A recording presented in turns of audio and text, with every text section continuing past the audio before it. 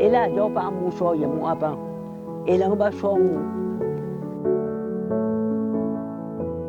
C'était un esprit très brillant. Déjà tout jeune, il se distinguait de la masse. Et c'est quelqu'un de très affable, très courtois. Il a un immense sens de la civilité, chose qui m'a toujours impressionnée. Il est très fidèle en amitié et c'est quelqu'un vraiment, pour ses qualités humaines-là, de respect, de civilité, que je l'apprécie énormément parce qu'il est évidemment très brillant. Je dis toujours à tous nos amis communs que c'était le meilleur d'entre nous et il n'y a pas contestation à la matière. Parce que c'était d'abord un très gros travailleur.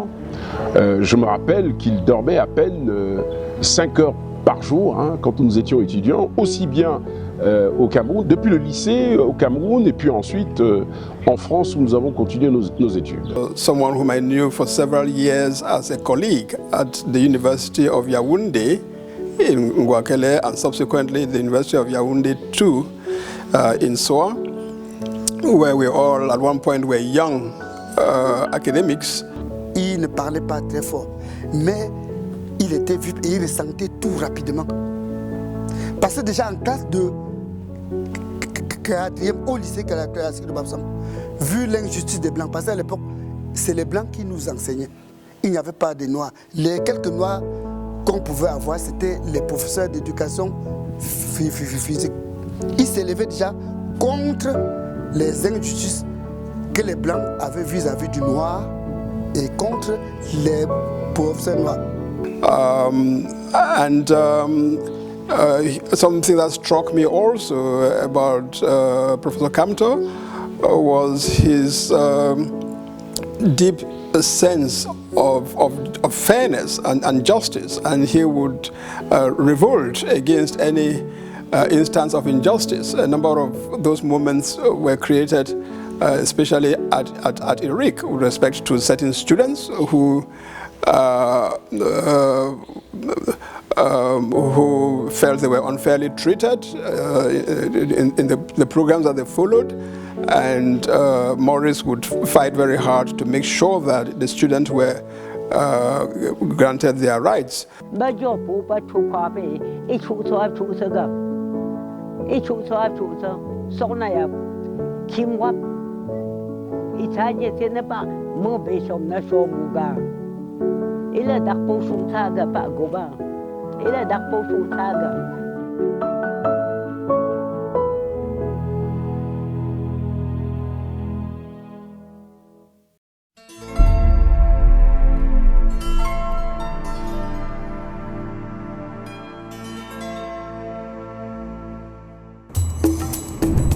Samuel Wanko, âgé de 32 ans, est député et architecte. C'est lui qui dessinera le plan d'urbanisation de la ville de Bafoussam.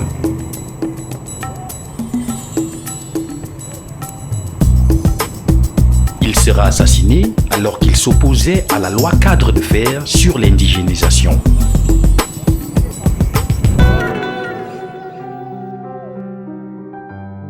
Il n'avait pas 3 ans à la mort de Wanko. Aucun souvenir vivant. Par contre, un événement viendra bouleverser sa vie. L'assassinat d'Ernest Wandjé et ses compagnons Gabriel Tabe, alias Awambo le Courant, et Raphaël Fossing. C'est un moment particulier de mon histoire personnelle. J'étais lycéen, j'étais au lycée classique de Bafoussam. Et le matin, quand nous allons au lycée, puisque j'habitais le quartier Nilon, qui est le quartier où je suis né, où vivent mes parents, où vivaient mes parents à cette époque-là. À partir du stade du lycée de Bafoussam, on pouvait voir très bas, jusqu'au niveau justement du palais de justice actuel, l'hôtel de ville, palais de justice. Et nous étions sur le stade, en train de se distraire, de bavarder, de jouer, certains aux cartes, comme de gentils garnements de l'époque. Et on se rend compte que vers le palais de justice, c'est noir de monde. Il y avait une foule immense. Et lorsque sonne la rentrée, donc la fin de la pause, par curiosité, nous nous portons vers le bas, donc vers le lieu où il y a cet assemblement. Il y a des personnes, il y a une foule vraiment inestimable. Et moi, je me rapproche. J'étais tout petit à l'époque, donc je pouvais me faufiler très facilement entre les personnes. Et il y a un arbre. Et dès cet instant-là, il y a des rumeurs que l'on va exécuter. Il y a une exécution publique qui aura lieu. On ne sait d'ailleurs pas qui à ce moment-là. Je me faufile et il y a un arbre qui surplombe la scène, qui est un terrain vague, terrassé probablement. Il y avait un projet de construction à cet endroit. Et j'essaye de me hisser dans cet arbre. Je grimpe. Et d'ailleurs, j'ai eu une frayeur, l'une des plus grosses frayeurs de ma vie, parce que je me rends compte qu'il y a plein de soldats dans cet arbre aussi. Donc, je m'agrippe à une branche et je peux observer toute la scène. Et arrive donc un camion duquel descendent 3 personnes, parce qu'il n'y avait pas que Ernest Ouandié. Les noms, nous les saurons après, parce que je ne les connaissais pas à ce moment-là, mais tout le monde pouvait identifier Ouandié comme étant le leader par sa statue. Il était grand, il portait des vêtements noirs et il avait avec lui son baluchon, il était pieds nus. Il descend, mais avant qu'il n'arrive, je dois dire que j'ai assisté à toute la scène préparatoire, c'est-à-dire à l'implantation des poteaux, donc des soldats qui ont planté les poteaux d'exécution. Et donc quand ils arrivent, quand ils descendent, on les dirige vers les poteaux d'exécution. Il est donc suivi par 2 autres personnes, je crois, Fossing Raphaël et quelqu'un que l'on appelait Wambo le Courant. Et le peloton d'exécution est mis en place. Et il y a, je crois, un officier ou un sous-officier, mais les personnes à exécuter en jouent et ordonnent l'exécution. Bafoussam, le 15 janvier 1971. Mourir pour la liberté de mon peuple est un honneur. Être exécuté ici à Bafoussam, pour que mon sang coule jusqu'aux rivières les plus lointaines du Cameroun, est un honneur. Après moi, d'autres continueront le combat, et ce jusqu'à la victoire finale, avant de conclure en chantant que vive le Cameroun à jamais libre. On tire. Et c'est terrible quand même. C'était la première fois que j'assistais à une scène pareille, parce que on est traversé par toutes sortes de sentiments à ce moment-là. Il y a la peur, mais il y a en même temps la compassion aussi. Il y a une sorte d'empathie, parce que on se dit, mais enfin, pourquoi est-ce qu'on peut exécuter les gens? Je ne comprenais pas tout à l'époque. Mais spontanément, on savait que c'était des nationalistes. On savait que c'était des gens qui se battaient pour la cause du peuple camerounais, pour la cause de l'émancipation de notre pays. Donc il y a eu cette empathie naturelle et on se sentait en réalité faire partie de cette cause-là. C'est le sentiment en tout cas que j'ai eu à cette époque. Je crois que ce n'est pas un événement qui vous laisse indifférent et je pense que ça a pétri la personne que je suis devenue. Ça a construit aussi d'une certaine façon l'homme que je suis aujourd'hui. Mais en même temps, je crois, aussi loin que je m'en souvienne, c'est la cause qui était derrière qui m'a toujours frappé. De dire, enfin, on peut comme ça accepter de lutter pour les autres au point de donner sa vie, de lutter pour son pays au point de donner sa vie. Ça, c'est quand même quelque chose qui, oui, même inconsciemment, je crois, a contribué à me pétrir. Ouais.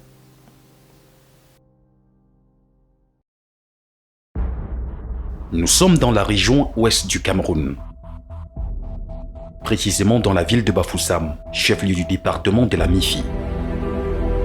Région d'origine de quelques-unes des grandes figures de l'émancipation du Cameroun, ceux-là qui, par leur bravoure et sacrifice suprême, ont conduit le Cameroun vers la décolonisation, a vu naître des héros de ce pays à l'instar d'Ernest Ouandié.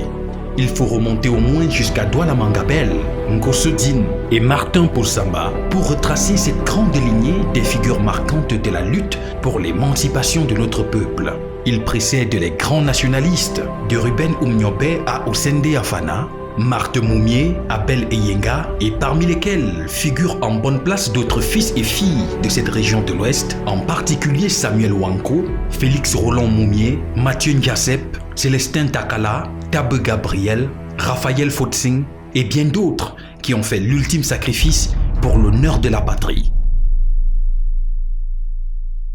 Lorsque nous parlons des grandes figures de l'histoire politique de notre pays, ceux que je considère comme d'authentiques héros de la construction de notre nation, il faut remonter très loin dans l'histoire. Parfois, peut-être par raccourci, on se limite à l'histoire récente, mais pour ma part, je crois qu'il faut remonter au moins aussi loin que Douala Mangabel. Son combat, c'est qu'il part d'un combat que l'on peut considérer comme étant local, limité au canton Bel, pour en faire une cause nationale. D'une part, en envoyant un émissaire vers Martin Paul Samba dans le sud, qui accepte de participer à cette lutte contre les Allemands à cette époque-là, et vers le sultan des Bamoun, qui, je crois, pour diverses raisons, n'épouse pas totalement la cause. Et donc pour moi, c'est parmi les premiers actes, pour ne pas dire peut-être un des actes fondateurs du nationalisme camerounais. Ce pays est un pays particulier. Cette cause nationaliste qui commence ainsi dès la fin du XIXe siècle contre les Allemands va se poursuivre à toutes les phases de notre histoire et prend une dimension particulière à partir des années 40 et 50. Je dis 40 parce que l'UPC est né en 1948 et tout de suite se positionne comme un mouvement national, le mouvement nationaliste camerounais, parce qu'on doit à la vérité dire que voilà des gens qui ont très tôt, très vite situé leur lutte au plan national et pour la cause de l'émancipation de notre peuple. Et comme vous le savez, ils mènent un certain nombre d'actes. Dès le départ, ils ont toujours été très clairs. Revendiquer l'indépendance et la réunification du Cameroun.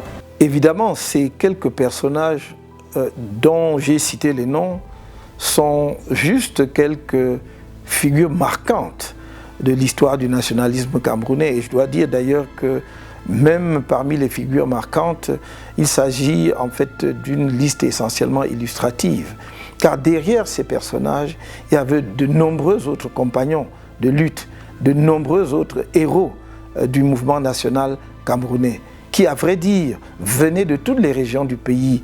Quand on revisite notre histoire, on se rend compte que le mouvement nationaliste camerounais avait un enracinement véritablement national.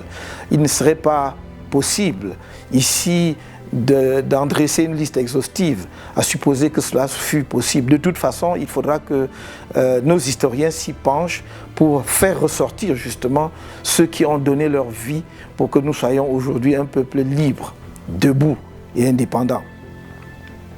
Mais quand on parle du nationalisme camerounais, on a coutume en réalité de faire référence presque exclusivement aux héros de la partie francophone du pays, en oubliant que nos compatriotes de la partie anglophone ont joué un rôle déterminant. D'abord parce que quand le mouvement nationaliste a été contraint à la clandestinité, traqué, ses militants étant traqués, ont pour la plupart trouvé refuge du côté anglophone du pays. Ce sont nos compatriotes anglophones qui les ont accueillis, les ont protégés. Mais ils sont allés plus loin, ils sont allés au-delà. Ils ne se sont pas contentés justement de leur donner une base arrière. Ils ont participé d'un point de vue politique à la construction du nationalisme camerounais. Quelqu'un comme Ndetou Maza, par exemple, a créé à l'époque ce qui était pratiquement le pendant de l'UPC du côté anglophone et que l'on appelait le One Cameroon. Mais il y a une figure plus marquante que je ne pourrais pas ne pas évoquer ici, celle du docteur John Boufoncha, qui pour moi est véritablement l'artisan de la réunification du Cameroun. C'est le père de la réunification du Cameroun. Parce qu'il aurait pu faire échouer la conférence de Fumban et donc rendre impossible la réunification s'il n'était venu avec le désir ardent, justement, de contribuer à la réunification, à l'aboutissement de la construction d'un Cameroun uni dans ces deux composantes anglophones et francophones. Ce n'était pas la réunification après l'indépendance, c'était l'indépendance et la réunification en même temps. Je crois que nous ne le disons pas assez, nous ne soulignons pas assez cet aspect justement de la cause nationaliste qui a un écho aujourd'hui dans ce qu'on appelle la crise anglophone, parce que pour eux, la partie anglophone du pays, c'est-à-dire le Cameroun méridional, c'est-à-dire la partie sud, et le Cameroun septentrional, dont on ne parle pas assez. C'est vrai que nous avons perdu cette partie de notre territoire. Donc les deux faisaient partie d'un même et seul Cameroun. Les nationalistes camerounais, dès l'origine, demandent l'indépendance et la réunification. Or, les puissances administrantes de l'époque ne l'entendent pas de cette oreille. Et donc le parti nationaliste sera violemment combattu. Et c'est là que des personnalités d'exception se signalent, se distinguent. D'abord le secrétaire général de l'UPC, Ruben Umniobe, qui, du haut de sa grande taille, de son élégance d'esprit, je ne parle pas physique, de sa hauteur d'esprit, qui était entre autres l'attachement au dépassement du tribalisme. Ils ne niaient pas l'existence des tribus, mais ils estimaient qu'on devait dépasser les tribus. Et même dans leur comportement, dans leur vie privée, ils ont témoigné de cela en épousant les uns et les autres des femmes originaires d'autres régions que les leurs, n'est-ce pas? Donc, que ce soit Marthe Wandier ou Marthe Moumier, je veux dire, ou d'autres, El Teboulou, n'est-ce pas? Et je revois encore son image lorsque elle se rend à Genève parce que son mari est victime d'empoisonnement, avec une dignité extraordinaire. Quand nous parlons d'ailleurs des nationalistes, on ne parle pas assez de ces femmes-là. Je crois qu'on doit insister et souligner le rôle exceptionnel qu'elles ont joué. Elles n'étaient pas que des femmes au foyer, c'était des militantes et des combattantes qui ont été exceptionnelles sur le terrain. Elles ne se contentaient pas d'appuyer leurs époux. Elles avaient leurs convictions nationalistes et idéologiques et elles ont travaillé, elles ont pris des risques. Et si nous sommes aujourd'hui ce que nous sommes, c'est aussi, et je dirais même d'abord, grâce à elles. On ne souligne pas assez l'héroïsme d'un jeune, 36 ans, premier docteur en sciences économiques d'Afrique subsaharienne au CNDA, qui est mort assassiné dans le maquis de Djoum, dans le sud du Cameroun, parce qu'ils avaient monté une opération à partir du Congo. Ceux qui aiment brocarder les uns et les autres, il dit qu'il était myope et qu'il a perdu ses lunettes, il a tourné en rond dans le maquis, il a été assassiné. Mais il n'y a rien qui puisse prêter à rire là-dessus, parce que quand un jeune homme qui a tout devant lui, à 36 ans, docteur en sciences économiques, il pouvait prétendre à tout dans ce pays, accepte de se sacrifier de cette façon-là. Ce sont des gens qui ont sacrifié leur vie pour notre peuple, pour notre pays, mais l'héroïsme n'est pas que dans ceux qui sont morts. L'héroïsme, c'est dans ceux qui continuent, effectivement, à travailler pour que notre pays avance, en prenant des risques de toutes sortes. Et je pense que le nationalisme camerounais va au-delà de ce que on peut dire des uns et des autres. C'est quelque chose de presque diffus. Chacun de nous, inconsciemment, sans que les parents même ne lui en parlent, presque né avec ça. C'est un peu comme si c'était génétique chez les Camerounais. Vous verrez, vous avez sans doute pu constater que dans nos écoles, on n'enseigne pas cela. Et pourtant, chacun de nous, quelque part, connaît le nationalisme camerounais et porte en lui une part de ce nationalisme. C'est une spécificité camerounaise, c'est une cause nationale dont personne ne peut revendiquer le monopole. Et je me réjouis que de nombreux Camerounais de toutes les régions du pays portent en eux cette cause.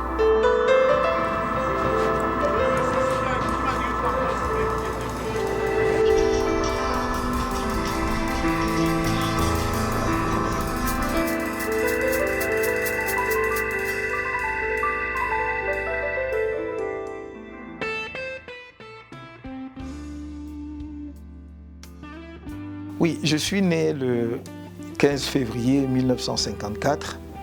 Pas à Bafoussam, mais en fait, mes parents vivaient à Bafoussam. Je dirais que j'ai été conçu à Bafoussam, mais je suis né à l'hôpital de Bangoua. J'ai fait l'école primaire Saint-Joseph, qui est l'école catholique, l'école primaire Saint-Joseph à Balin-Bafoussam, jusqu'au cours préparatoire 1. Mais je passe 2 années assez difficiles pour moi à Baham parce que j'étais loin de mes parents. J'avais grandi en ville, je m'y retrouvais pas, donc je retourne à Bafoussam et je poursuis au collège Saint-Joseph jusqu'à mon certificat d'études primaires. Après la classe de 3e, en l'entrée en seconde, le BEPC, je dois dire, le lycée était encore à cette époque-là tenu par des enseignants de la coopération. Donc c'était des Français, en très grande partie. Il y avait très peu de professeurs camerounais à l'époque. Je me souviens qu'on avait un professeur de mathématiques qui était camerounais et c'est presque tout. Et donc j'ai fait le lycée Jos de Douala, ensuite la première et terminale au lycée Jos, où j'ai eu mon baccalauréat au lycée Jos. J'ai eu mon BEPC au lycée classique de Bafoussam, mais mon baccalauréat au lycée Jos.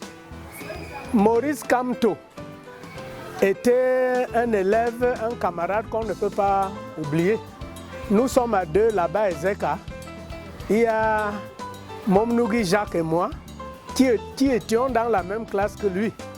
Et chaque fois qu'on en parle, même quand on l'avait nommé ministre, quand on voulait déjà venir le voir, c'est là on avait dit qu'il a démissionné.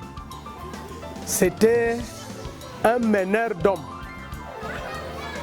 Je parle d'un meneur d'hommes au niveau des conseils.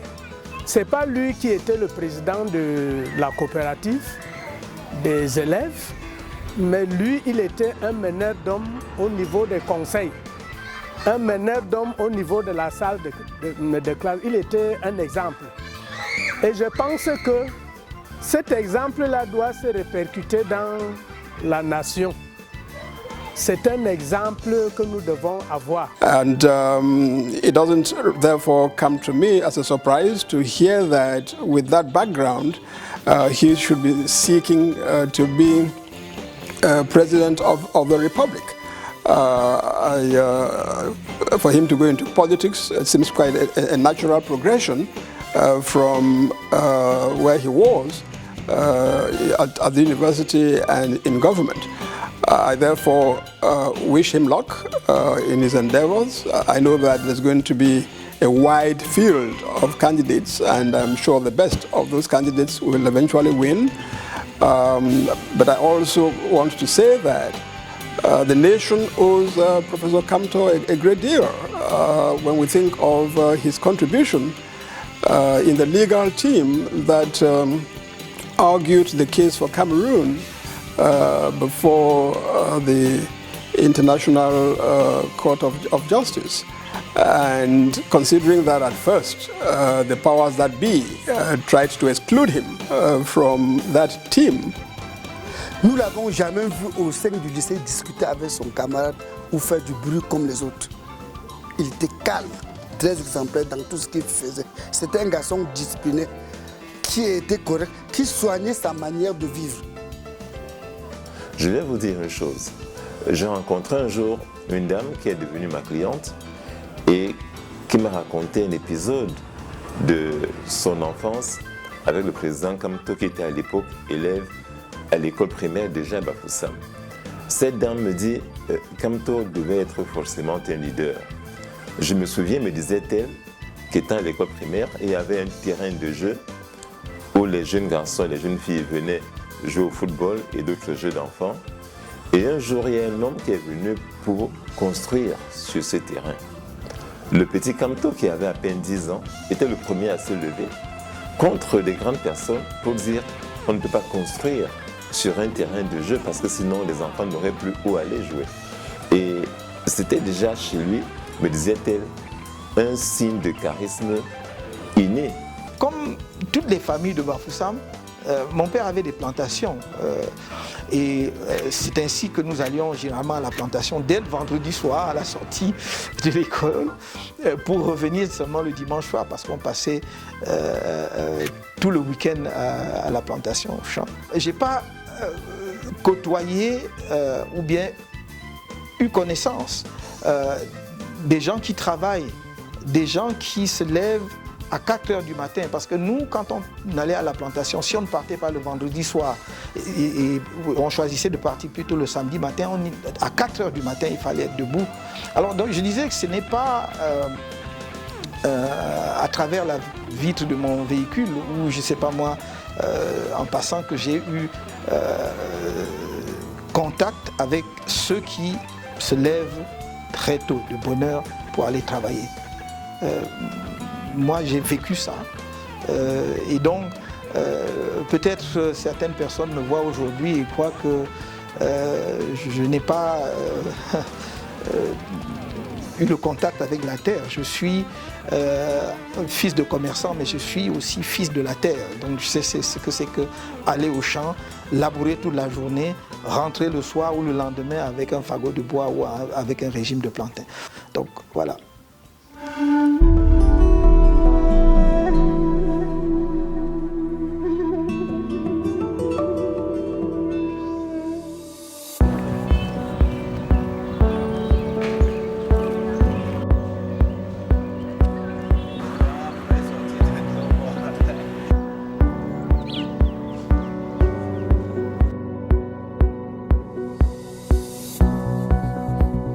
Mon parcours universitaire commence à l'université de Yaoundé, qui était encore la seule université du pays à ce moment-là. Donc nous avons fait ce qu'on appelait à l'époque la licence en 4 ans.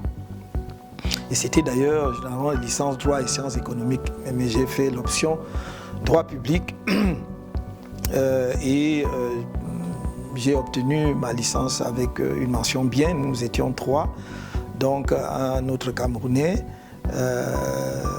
Jean-Dieudonné Tchama, qui est devenu plus tard diplomate, et un autre camarade qui était nigérien du Niger. Eh bien, Maurice a la foi en la modification, en un avenir meilleur pour ce pays. Il a aussi cette empathie nécessaire qui l'amène à se soucier des misères et des malheurs de ses compatriotes. Je l'ai connu dans ses engagements qu'on peut qualifier déjà de politique lorsque nous étions étudiants dans les années 70 à l'université de Yaoundé. C'est quelqu'un qui a pris part aux mouvements estudiantins lorsqu'il a fallu contester ou revendiquer certaines transformations dans la loi, par exemple, de Dame Joya qui modifiait le régime des licences à l'université du Cameroun. Déjà à cette époque, il s'était engagé. C'était peut-être quelque part une sorte de prédestination de ce qu'il va devenir plus tard. Il y a eu un épisode extrêmement important de ma vie. Je suis déjà en 4e année, parce que la licence à ce moment-là se faisait en 4 ans. Donc je suis en 4e année de licence en droit public et on fait la réforme de la licence et on ramène la licence de 4 ans à 3 ans.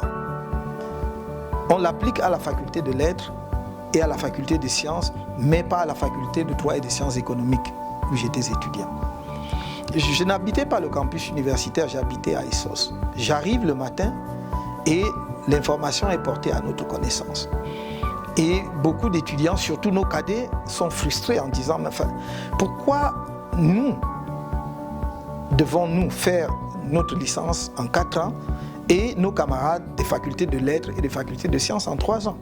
Surtout qu'à la sortie, nous présenterons les mêmes concours, mais eux, ils auront eu leur diplôme en 3 ans et nous, 4 ans. C'est injuste.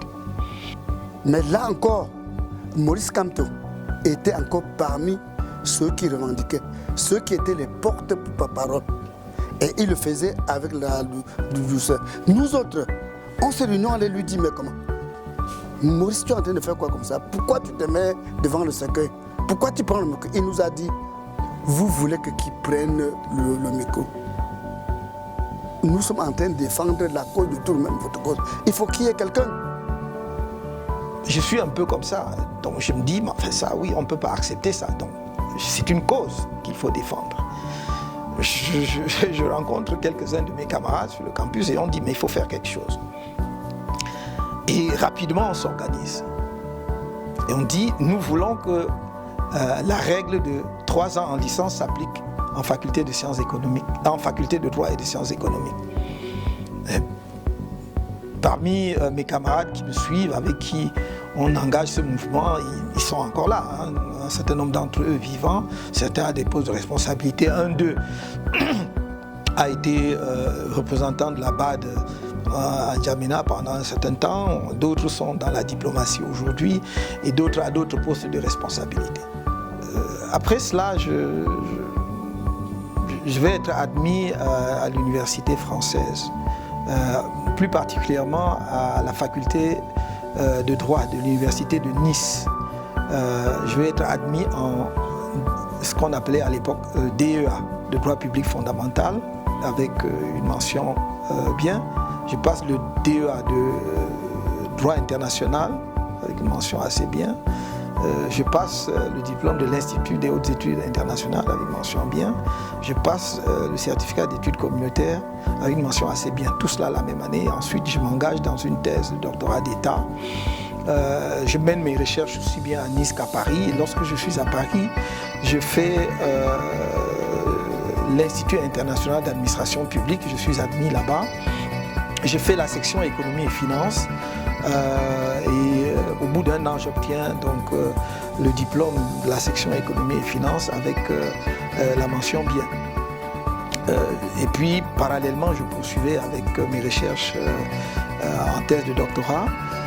Et en 1983, très exactement en novembre 1983, j'irai soutenir ma thèse de doctorat à l'université de Nice, où j'obtiendrai donc la mention très bien avec les félicitations du jury, avec autorisation de publication de la thèse.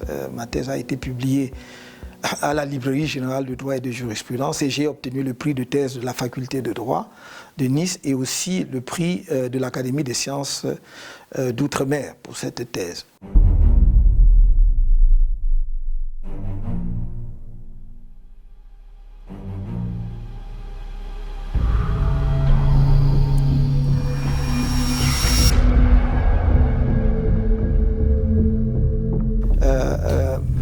Hubert Monondiana écrit un livre qui s'intitule « L'idée sociale chez Paul Biya ». J'avais déjà à cette époque-là l'habitude d'écrire dans les journaux. Et je pense qu'il avait sans doute lu quelques papiers de moi qu'il avait probablement apprécié, sinon sur le fond, au moins sur la forme. Donc je me retrouve à la chancellerie de l'université de Yaoundé, qui était encore la seule université du pays. Et il m'interpelle et il me dit, mais est-ce que, on se croise, donc il me dit, est-ce que vous pouvez rendre compte de mon ouvrage, l'idée sociale chez Paul Biya? J'ai dit volontiers. Peut-être croyait-il que j'étais journaliste d'ailleurs. Et j'accepte de le faire et je lui dis à condition que j'ai la liberté de dire vraiment ce que j'en pense. Il dit, pas de problème. Je vais lire l'ouvrage et plus je lis, plus je suis abasourdi. Non seulement l'ouvrage vantait les mérites de l'action sociale, ou plutôt de l'idée sociale du président de la République avant la moindre réalisation. Mais l'ouvrage avait un passage qui m'a fait froid dans le dos, où il disait, je cite de mémoire, « Préserver les appareils répressifs de l'ancien régime pour les retourner contre tous ceux que l'on soupçonne d'être contre le renouveau. » Et là, lisant cela, d'un enseignant d'université, philosophe de surcroît, j'étais catastrophé parce que je suis d'une génération qui, alors que nous étions étudiants, suivions les crimes de Pol Pot au Cambodge. Les Khmers rouges ont tué plus de 3 millions de Cambodgiens parce qu'on les soupçonnait d'être contre le communisme. On les soupçonnait d'activités anticommunistes. Et voir que, après l'avènement du nouveau président de la République, seulement 2 ou 3 ans après, un universitaire camerounais défend une telle idée me paraissait quelque chose non seulement d'inimaginable, mais d'insupportable. Donc je fais mon compte rendu qui est publié en plusieurs temps dans le journal Le Messager. Dès cette époque, nous étions de ceux qui pensaient qu'il fallait tirer vers l'avant le train de la démocratie. Et quand je lis dans l'ouvrage d'un enseignant d'université qu'il faut préserver justement les appareils répressifs pour les retourner contre ce que l'on soupçonne d'être contre le renouveau, je dis c'est là on est en train d'emprunter la mauvaise pente. Et donc quand mon commentaire de son ouvrage pareil, il n'est pas du tout content. Je ne sais pas comment ça se passe. Sans doute travaillait-il avec les services de renseignement camerounais qu'on appelait la DIRDOC à l'époque, qui est aujourd'hui la DGRE. Je suis dans la résidence, la maison que je partageais avec certains de mes copains. À l'époque, nous étions encore célibataires, donc on avait un immeuble à la SIC qu'un de mes amis qui était assureur aussi louait et qu'on partageait. Il y avait plusieurs chambres.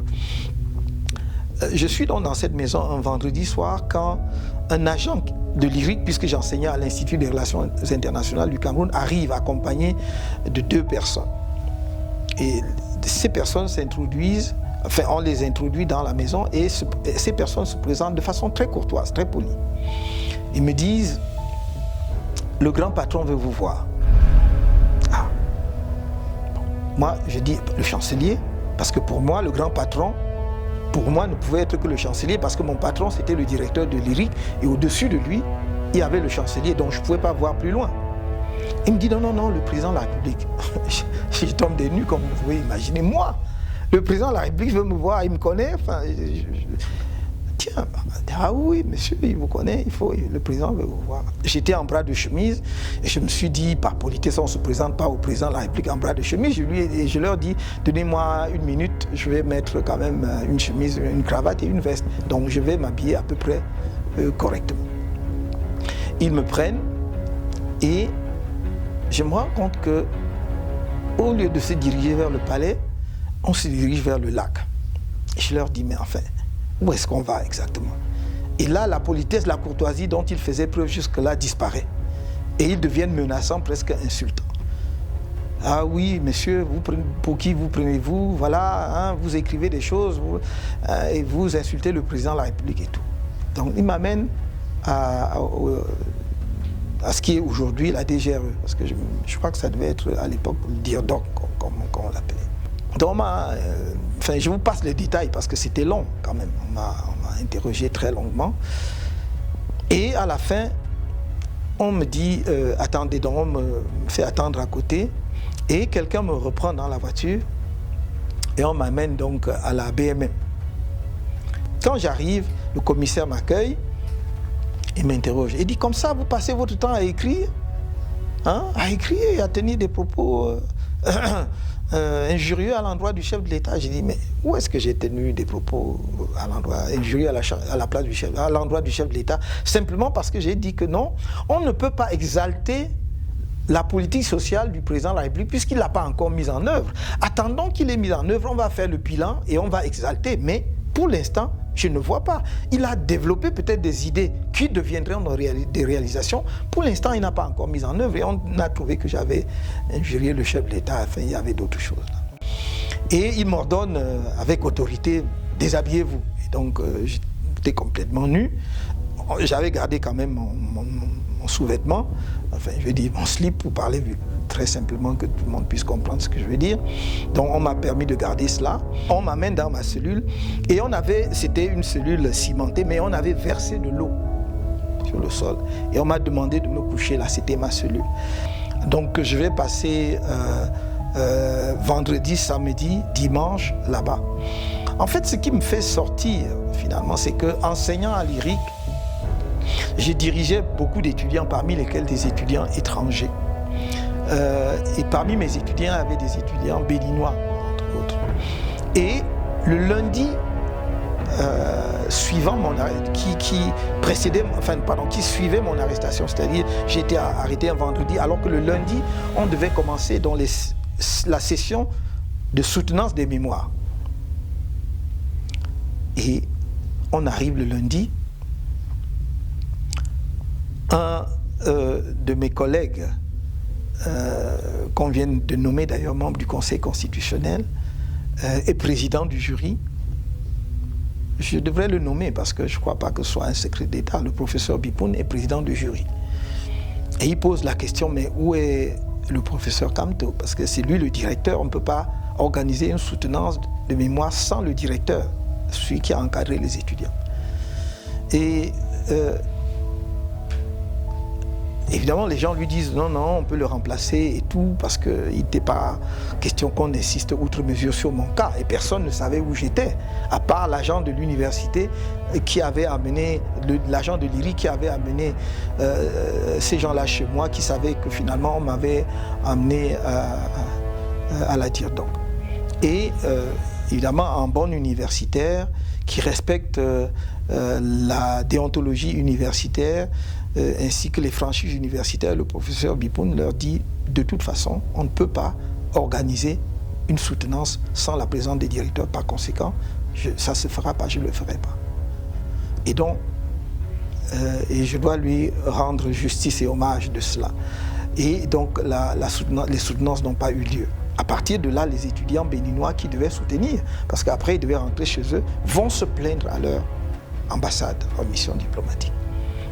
Donc l'affaire commence donc à faire grand bruit, à gagner les missions diplomatiques et remonte. Donc c'est comme cela que pour ne pas que ça prenne d'autres proportions, que l'on ordonne ma libération. Donc je suis libéré et je peux donc à partir de, je crois, mardi ou mercredi, prendre part aux soutenances de mémoire à l'IRIC pour libérer les étudiants.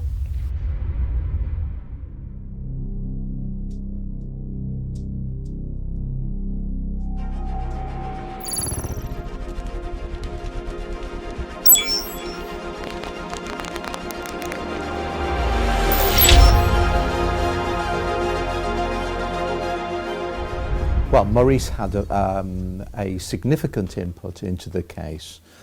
He was one of the lawyers. There were a number of lawyers, Anglophone and Francophone lawyers, who dealt with the case, and Maurice was one of the group.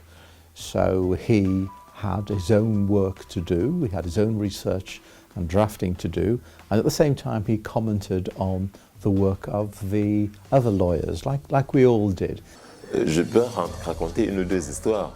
On était une fois à un meeting en caravane dans la ville de Fumban et notre jeune animateur s'est mis à dire au micro Maurice Kamto, l'homme de Bakassi, en référence à sa participation au procès à la haie dans lequel il a défendu les intérêts de son pays. Et il m'a fait appeler dans sa voiture pour me dire « Mais maître Sim, on n'a pas envie de rappeler que je suis l'homme de Bakassi.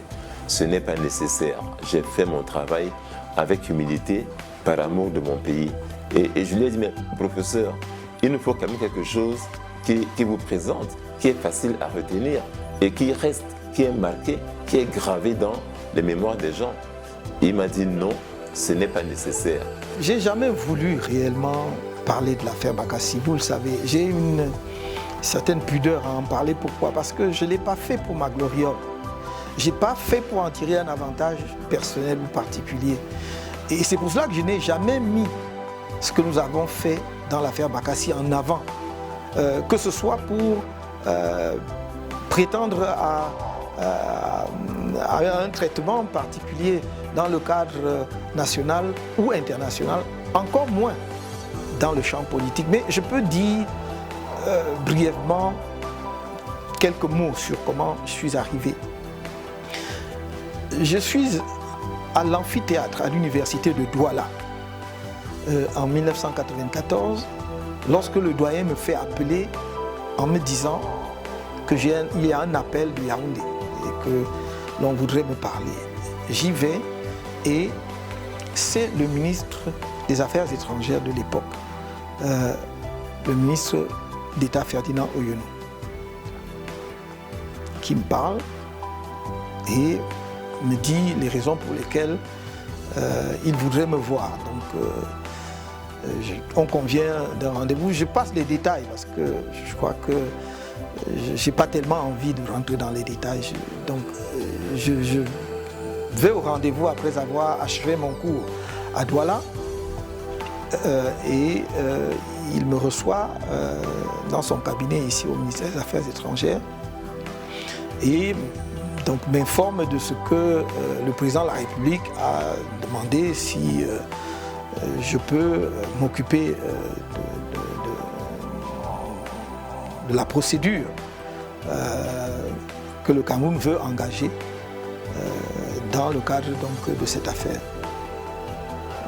Je dois dire une chose parce que je ne peux pas ne pas dire celle-là. Il me dit très clairement, on sait que vous n'êtes pas avec nous, que vous ne partagez pas, disons, les mêmes vues politiques que nous, mais c'est une affaire de l'État. Et je lui ai répondu, en effet, Monsieur le ministre, c'est une affaire de la nation. Et dans cette affaire, je me considère comme un soldat. Et il n'y a pas à mettre en avant des considérations idéologiques, politiques ou quoi que ce soit. Donc, je suis au service de la nation, je suis disponible à tout moment. Et donc, il me dit donc, allez travailler, allez me préparer voilà, la requête et tout ça. Donc, je vais le faire. Et bon, le reste, je ne vais pas rentrer dedans. Donc, c'est par le ministre Ferdinand Oyono que j'entre dans le dossier. Voilà, pour faire bref. Parce qu'il y a beaucoup d'épisodes impliquant beaucoup de personnes, des péripéties. Je crois que je ne vais pas en parler. Je n'ai pas envie d'en parler. Et voilà, j'ai toujours dit qu'il y a des choses dont je ne parlerai jamais, même pas dans mes mémoires.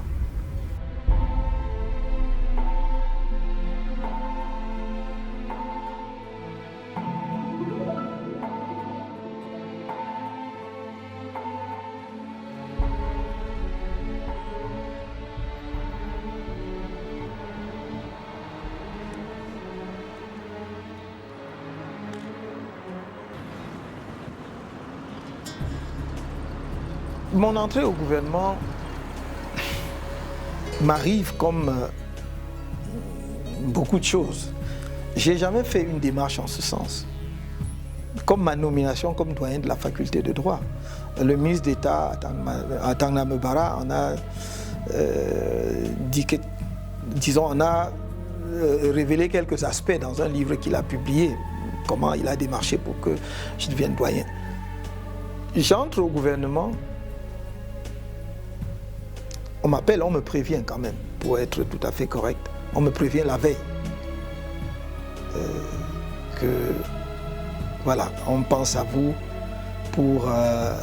au ministère de la Justice. Bon, j'ai dit pourquoi pas. Mais je discute et je dis, qu'est-ce qui peut avoir justifié cela? Et il apparaît manifestement, à mes yeux en tout cas, que c'était étroitement lié justement à l'affaire Bakassi.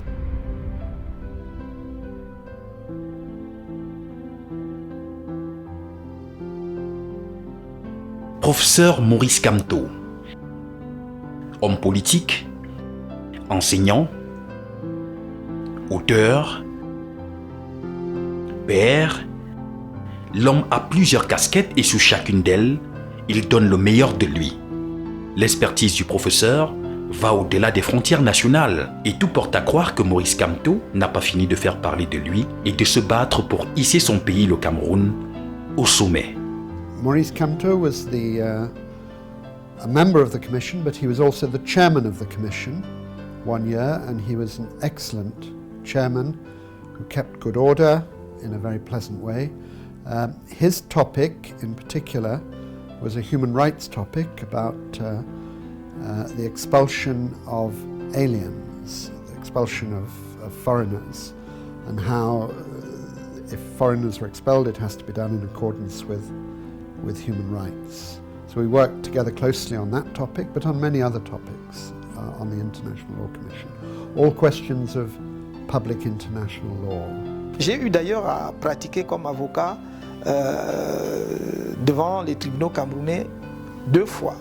La première fois, c'était dans un dossier dans lequel j'étais l'État, pour défendre les intérêts de l'État, dans lequel j'étais avec Maître Monguetine. Et on n'a pas eu à plaider vraiment, donc, mais on s'est présenté devant la barre. Il a pris brièvement la parole après justement m'avoir présenté comme la courtoisie le veut au président de la cour d'appel. Et puis donc, dès lors que j'étais domicilié à son cabinet, j'ai pu participer à cette procédure. Et la deuxième fois, c'est récemment, lorsque j'ai mis ma toge dans l'affaire survenue à la suite de la crise anglophone et donc des leaders anglophones qui étaient arrêtés et détenus pour, entre autres, chefs d'accusation, n'est-ce pas, de terrorisme. Voilà pour ce qui est de ma pratique du barreau. Je dois dire d'ailleurs qu'en dehors de cela, je pratique aussi comme arbitre. Je suis arbitre dans un certain nombre d'affaires au niveau international impliquant soit un État et une entreprise, soit parfois 2 entreprises entre elles. He's one of the great international lawyers in the world. Certainly on the International Law Commission, he was one of the very best members of the Commission, a very good representative of Africa on the Commission because it's a worldwide commission. His knowledge of international law is very good, both as a professor and also as a practitioner, as a lawyer, practicing lawyer. And his knowledge of human rights is very good. That was shown by his own topic on the Commission about the expulsion of aliens. Well, we've been working together on a case at the International Court of Justice in The Hague, and I very much enjoy working with him. He's very good at the law, at the tactics, at the strategy of a court case, and it's a great pleasure to work with him. So we've been working for two years on that case, and we see each other very frequently in The Hague and elsewhere. Devant la Cour internationale de justice, j'ai eu à défendre plusieurs pays en dehors de notre pays, le Cameroun, dont j'ai assuré la défense dans le cadre de ce que l'on connaît couramment sous l'appellation de l'affaire Bakassi de 1994 jusqu'au prononcé de l'arrêt sur le fond le 10 octobre 2002. Donc j'ai défendu l'État du Cameroun, j'ai défendu notre pays dans toutes les étapes de la procédure. J'étais d'ailleurs dans cette affaire à la fois co-agent, avocat et conseil.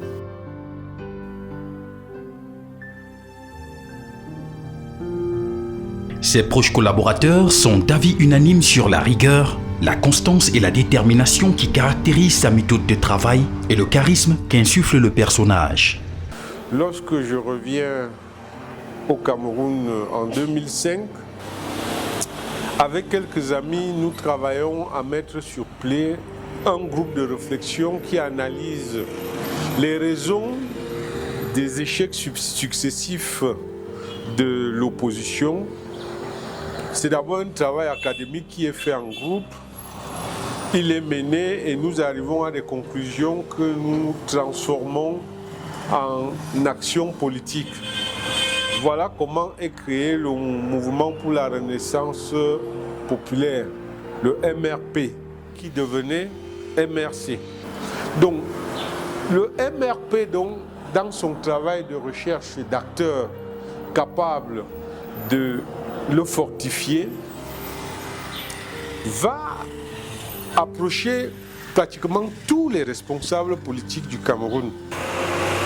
Et au terme de cette réflexion, nous avons appris avec beaucoup de joie que le ministre délégué, le professeur Kamto, avait démissionné de sa charge publique et entendait faire de la politique. Nous avons été le rencontrer. Je dois dire que À l'occasion, j'avais été accompagné par le président Bilé de l'UFP qui est encore vivant. On a discuté avec le professeur Kamto qui nous a clairement dit que son objectif n'était pas d'être nécessairement le leader de ce mouvement, mais son souhait était de voir se mettre en place un mouvement politique crédible avec des personnes sérieuses. Et les discussions ont eu cours. Il a rejoint le groupe. Quand il est arrivé, il a tenu le même discours. Je viens vers vous en toute humilité pour que nous mettions en place une équipe crédible, un parti politique crédible. Peu importe la place que j'occuperai dans le mouvement, l'essentiel c'est de mettre en place un parti politique crédible. Au MRC, il y a une instance dirigeante qui s'appelle le Directoire national. Et le Directoire national est vraiment l'instance qui fonctionne le plus régulièrement possible pour prendre toutes les décisions intéressant la vie du parti, mais aussi concernant nos prises de position par rapport à la vie nationale. Le président prend les décisions toujours en accord avec le directoire. Quand il y a une question, je convoque par l'intermédiaire du secrétaire général, secrétaire national du parti, la réunion du directoire.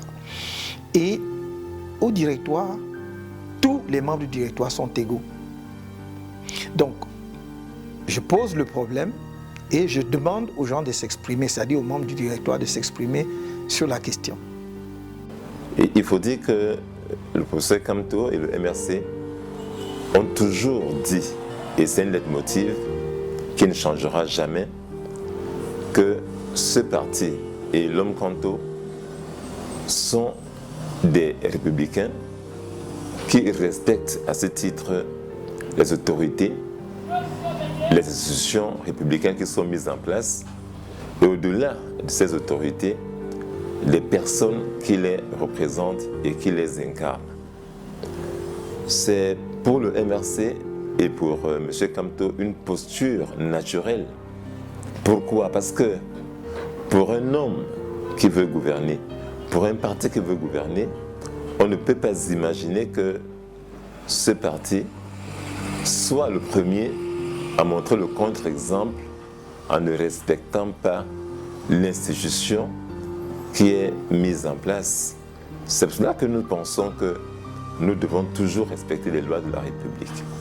En dehors du directoire, les décisions sont prises également sur la base de ce que la base remonte au directoire. Lorsque nous examinons une question, nous nous assurons que si ça concerne une région, que la région concernée, effectivement, nous a donné sa position sur la question avant de prendre la décision. Enfin, je dirais que le directoire reflète la diversité du Cameroun. J'ai toujours dit aux gens qui voulaient ramener le parti à je ne sais quoi, que regardez bien le directoire dans sa composition. Les gens peuvent ergoter. Nous avons travaillé des nuits et des nuits pour parvenir à cette représentation et à cette représentativité des différentes régions du pays. Le premier vice-président est de l'extrême nord. Le deuxième vice-président est du centre. Le troisième vice-président est du littoral. Le quatrième vice-président est du sud-ouest. Le cinquième vice-président ou la cinquième est du nord. Le secrétaire général est du nord-ouest. Le trésorier national est de l'ouest. Voilà les membres du directoire qui sont élus d'ailleurs. Ils ne sont pas nommés par le président national. Ils sont élus par la convention du parti. Par exemple, sur une question sur laquelle je l'ai toujours entendu parler, la question du tribalisme.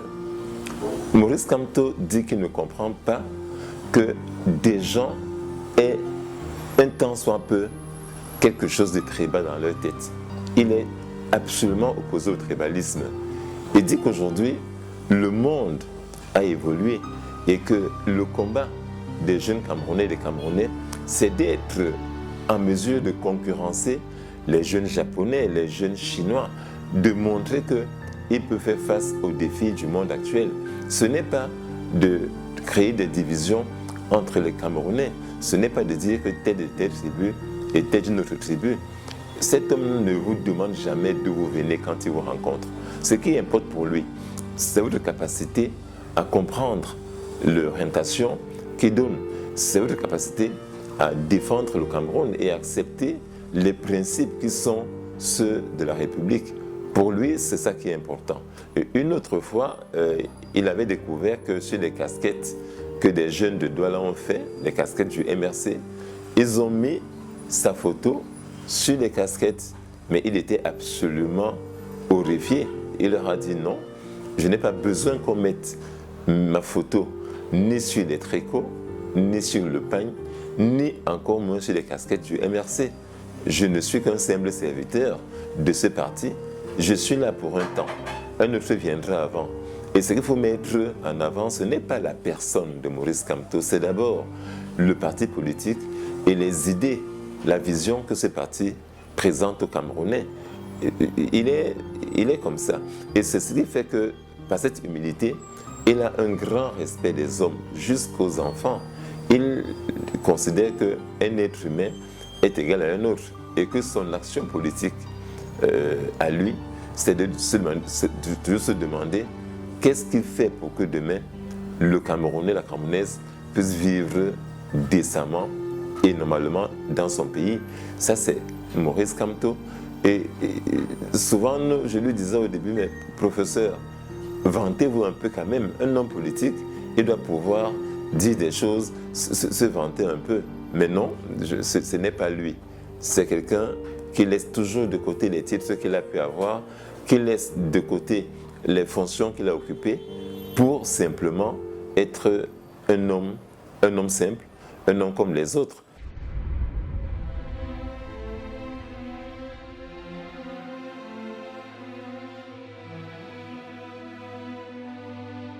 J'ai l'occasion souvent de lui dire à chaque fois que je le rencontre, et je le retrouve plutôt que je le revois, c'est de lui dire que sa thèse de droit, droit et pouvoir du droit en Afrique noire francophone, m'avait fascinée quand j'étais jeune étudiante, et que toutes les lectures que j'ai pu faire de Maurice Kamto, ses autres ouvrages comme ses articles m'ont toujours absolument fascinée.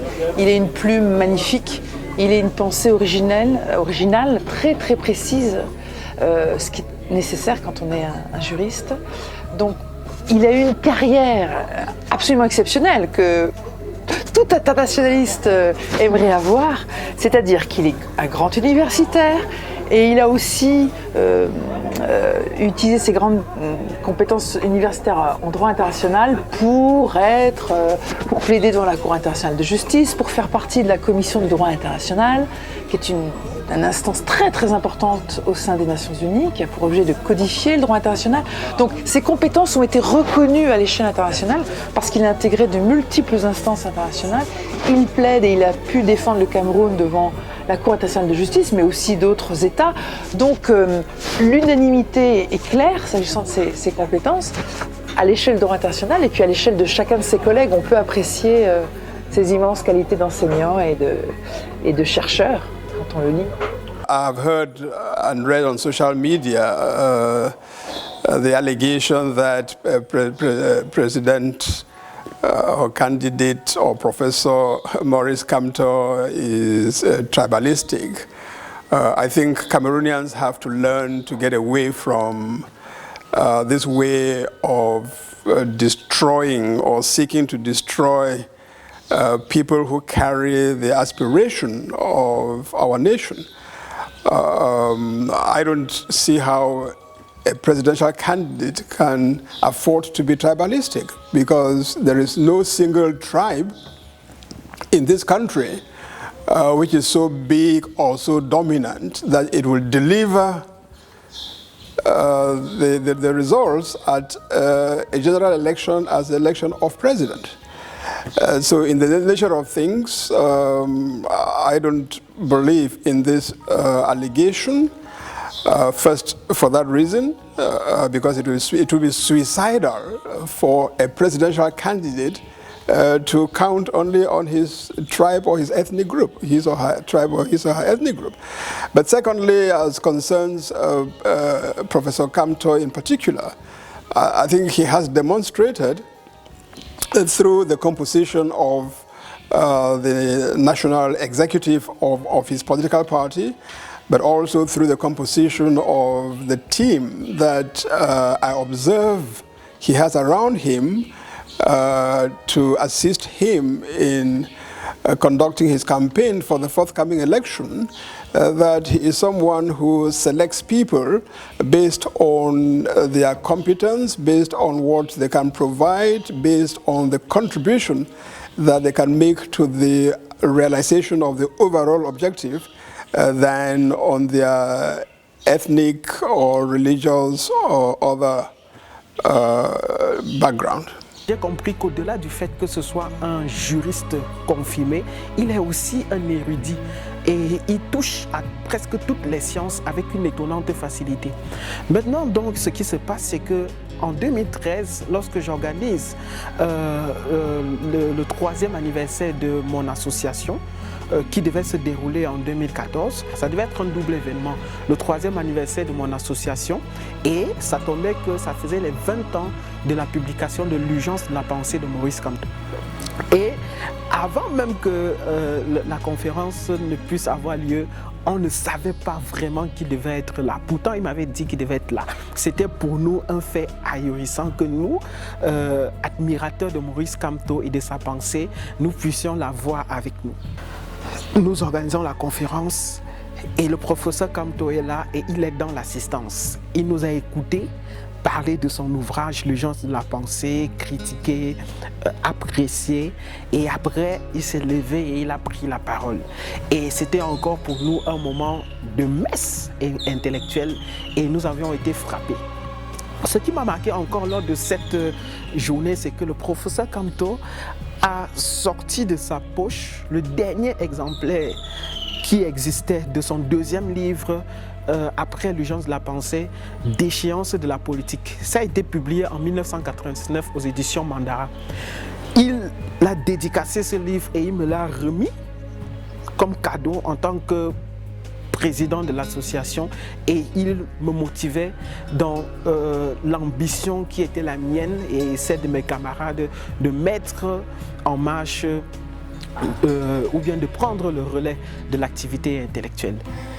Alors le 10 février, en patrouille sur les réseaux sociaux, notamment sur WhatsApp, je remarque le partage répétitif d'un lien menant à une vidéo, soi-disant le discours du président d'un parti politique camerounais.